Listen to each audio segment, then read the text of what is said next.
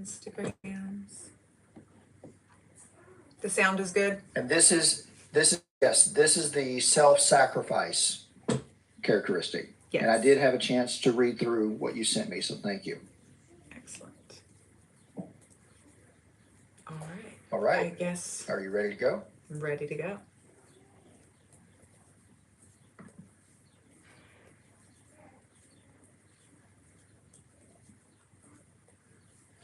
Welcome to Cults and the Culting of America podcast. I'm Scott Lloyd, along with my friend Daniela Mestenek Young.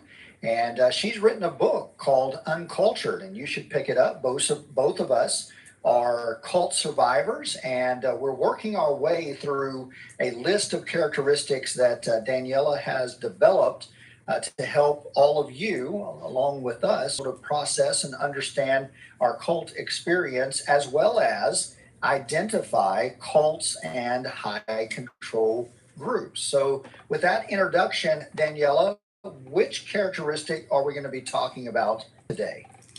Thanks so much for the introduction, Scott. Today we are going to be talking about self-sacrifice, and specifically in cults, you have the constant and continual self-sacrifice of the members. If you're just hearing us, you can see episode 1 is going to have the whole list of my 10 things that make up a cult. And we are going through each of those with an episode. Now, Scott, self-sacrifice is number 4 on the list, but it connects very directly to number 8 on the list, which is exploitation of labor. So exploitation of labor. And you've mentioned and you've mentioned before that that's ultimately what cults are all about, is free labor, right?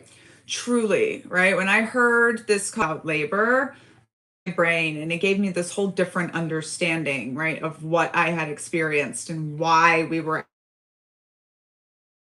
labor is kind of your one inexhaustible resource, right? And, the cult leader is out for power as well. The cult itself is about getting your labor. And they tell you that it's in search of the transcendent mission, right? And transcendent mission is episode 3, which we will link here as well.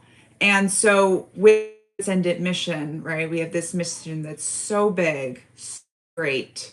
In the Children of God cult, we were saving the world for Jesus before the end times.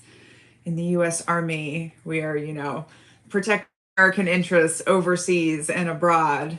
These were my 2 big cults. And because these missions are so grand, so big, so good, unquestionably good things, it allows then the cult and the nefarious leaders to just constantly pull price out of their members.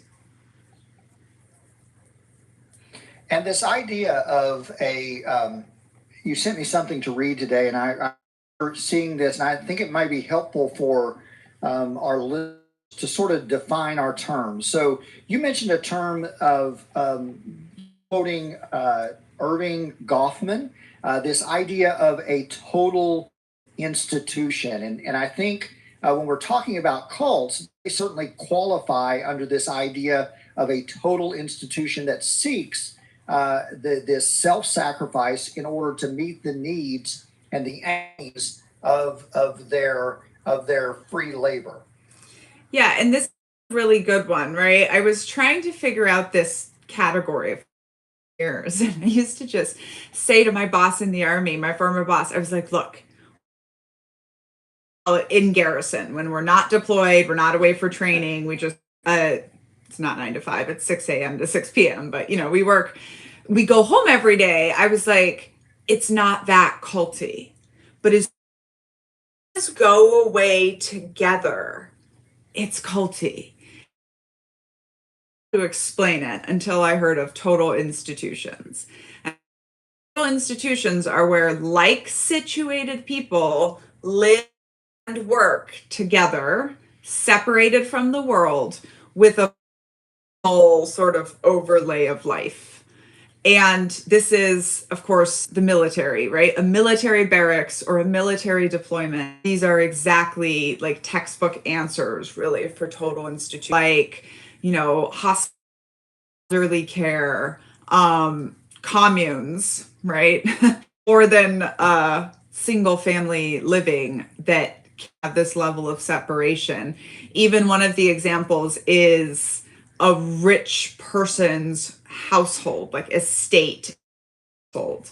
And so I say in the chapter that I sent you, Scott, that if, Abbey counts as a total institution, then I think the royal family counts as